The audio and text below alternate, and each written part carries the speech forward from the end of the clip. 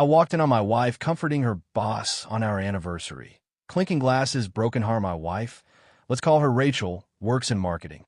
Super ambitious, always glued to her phone, always networking. I used to admire it, thought, damn, I'm married to go get her. We weren't perfect, but I thought we were solid. She had quirks, like mocking me in front of her coworkers. Oh, my husband doesn't even know how to load the dishwasher right. She put me down sometimes, but I brushed it off. Told myself, she's just stressed. I never thought she'd go this FAR.SO. Picture this. I cleaned the whole house. Put on a suit. Bought her favorite wine. Ordered food from the restaurant where we had our first date. 7 p.m. comes. No Rachel. 8 p.m. Still no Rachel. I text her. Everything okay? Dinner's getting cold. She replies, sorry, big work meeting. Don't wait up. That's when my stomach sank. Who has a work meeting at 8 p.m. on their anniversary? So I did something I've never done before. I drove to her office. When I got there, most of the building was dark, except for her floor. Lights on. Her boss's car out front. I took the elevator up. My heart was pounding so hard I thought I'd pass out. And there it was. Through the glass office window, Rachel bent over the desk. Her boss behind her, laughing, moaning, like I didn't even exist. I swear the world went silent. My ears were ringing. I just stood there, watching my marriage collapse in real time that I didn't storm in. I didn't scream. I walked away, because in that moment, I realized catching her was just the beginning. Now, I'm planning exactly how I'm going to ruin both of their lives. Part 2. I, 34 am, saw my wife bend over her boss's desk, heard the moans, and felt my whole life go quiet. But I didn't explode. I didn't make a scene. I smiled. I drove home. I fed the dog. I poured our anniversary wine. Because if I was going to ruin them, I was going to do it clean, theatrical, and irreversible. No screaming, no crying, no massacre gives. Just receipts, timing, and a crowd that would never let them gaslight this away. For the next week, I acted like nothing had happened. I kissed her in the kitchen. I asked about her day. I even joked about the anniversary being romantic, which felt like swallowing broken glass. Why? 2 reasons. People believe the calm guy more than the yelling guy. If I screamed now, people would assume marital drama. If I stayed measured, it would make me seem credible. I needed time to collect proof, witnesses, and a plan that would hurt where it mattered: reputation, job, and their public performance. So I did boring, painstaking stuff everyone tells you to do in these moments. Screenshots, backups, photocopies. But I did a few clever things too. Camera receipts. I positioned my phone on accidental FaceTime calls, so I could capture location timestamps when she said she was working late. Expense records. I dug through credit card statements. Our joint account gave me a lot, and flagged dinners billed to client entertainment that lined up with nights she disappeared. Witness outreach. I quietly messaged 2 colleagues who'd once joked about their boss leaving late. I didn't say anything dramatic. I just asked, hey, did you ever notice weird late-night stuff on Florex? And save their replies. Her phone backups. When she left her tablet at home once, I borrowed it to watch a movie and made copies of calendar entries and recent email threads. Nothing illegal, just using what was already within a shared household reach. I kept everything organized. Date, time, screenshot, context, PDF file named Rachel_Carter's behavior_final. Quick PSA. If you're in a situation like this, document the truth legally. Receipts, timestamps, and witness messages do more damage to a lie than yelling ever will. Also, get your own support. Therapy and a friend who sees you help. Next, I built the audience. Hear me out. Ruin is tastier when there are people watching. The goal wasn't revenge for the sake of cruelty. It was to stop a performance that would let them keep lying. So I told 2 close mutual friends quietly, showed them the calendar entries. They agreed to be present at the right time. Reached out to someone in his company, not HR, someone neutral with non-accusatory questions. Do you know why clients are late on Florex sometimes? I want an office name. That way, if the firm tried to gaslight, there'd be internal witnesses. Made a play date with our friends that guaranteed a crowd on the weekend. He had a big pitch scheduled the same day he'd planned to take Rachel out to cover for another late night. Everything was timing. Everything had to align. I picked a public stage where their lies would be obvious. Her company's charity gala, a black tie event where both her and her boss were presenting an award. Pics would be taken. Colleagues and clients would be there. Performance would be in full swing. A few days before, I sent a casual text to Rachel. "Good luck at the gala. I'll see you after. Don't stay out too late, babe." She replied with the usual heart emoji. Little did she know, the gala would be the place where their theater could no longer hide behind office gossip. That, if you're keeping score, receipts plus witnesses plus public stage equals a very fast way to make a lie impossible to maintain. This is calculated, not vindictive, though it lands that way. Gala night arrived. Black tie, cameras flashing. I stood in the crowd with two friends who knew the truth, and one of the colleagues I'd quietly spoken earlier.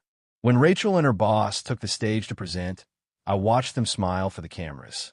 I watched his hand rest on her back like it owned her. I felt nothing. Calm, cold, collected. At the start of the award segment, I stood up, not shouting, not dramatic. I tapped the mic the MC handed me. I'd volunteered earlier to hand out a prize. Perfect cover.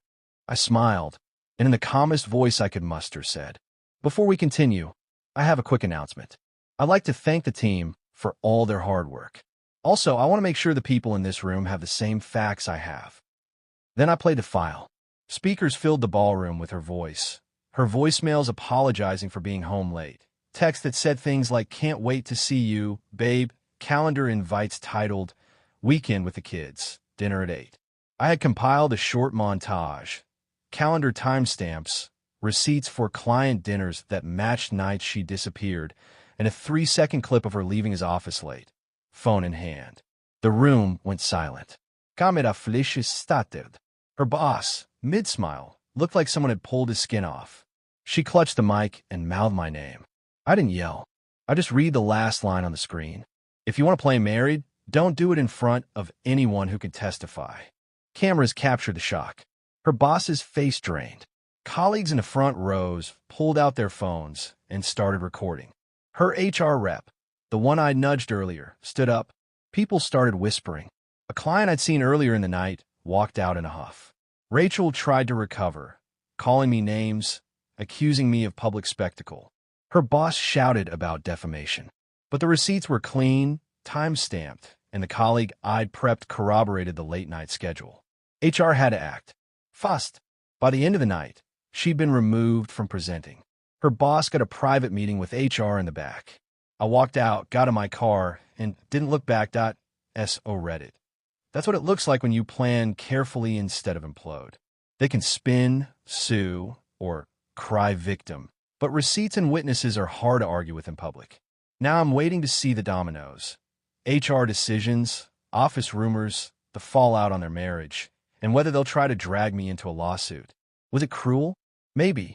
Was it necessary? Hell yes.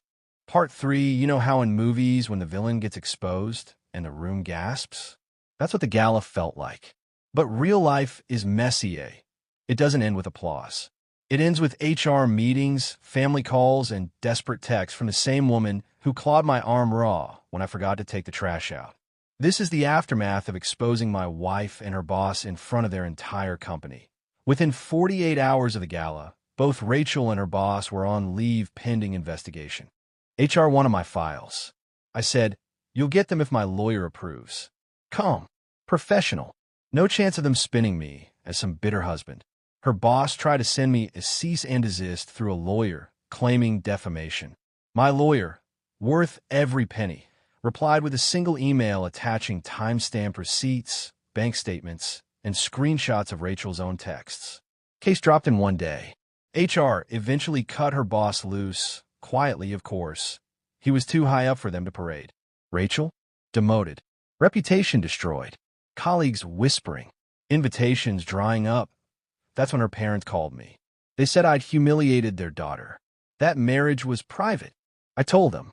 So was getting her nails dug into my skin when she lost her temper. So was her mocking me at dinners until I just smiled through it. So was her ing her boss on my anniversary. Privacy died a long time ago. Silence on their end. Haven't heard from them since that. If you ever doubt yourself, abusers count on you staying silent. Sometimes the loudest thing you can do is calmly hand the truth to an audience that can't unhear it. Rachel started flooding my phone with paragraphs. You ruined me. Are you happy? It was just a mistake. We can fix this. I was stressed. He pressured me. You don't understand. Then finally, please, please, I don't want to lose everything. This is the same woman who used to hiss at me in public for chewing too loud, who once dug her nails into my arm so deep it bled, then laughed about how dramatic I was when I covered it. Now she wanted sympathy. I replied once, "You chose this. Don't text me again." Then I blocked her. Her boss's wife filed for divorce. Rachel had to move in with a cousin after mutual friends iced her out. Her once perfect Instagram, daily quotes about loyalty and trust, went silent. Meanwhile, I got quiet support from people who'd seen the abuse for years but never said anything. One colleague even admitted, "We all knew she was intense." Nobody expected you to be the one to snap the performance. Some of you have asked, do I regret it? No. Would I recommend this exact method? Only if you're calm, documented, and ready to walk away from the ashes without looking back. Divorce papers went through faster than I thought. My lawyer handled most of it. I just signed. No property battles, no, but the dog should stay with me. She didn't even fight for the dog, by the way, which told me everything about her capacity for attachment. The last time I saw Rachel was at mediation. She tried to meet my eyes, cried about how I'd always been the calm one. I didn't speak. I just signed. She sobbed. That was it. Read it. That's how it ended. I lost a wife but gained my freedom. She lost her marriage, her job, her reputation, and her mask. Sometimes revenge isn't about screaming or throwing clothes on the lawn. Sometimes it's just calmly holding up a mirror in a room full of people and letting them see the monster you've been living with. Thanks for following this ride. I'm free now.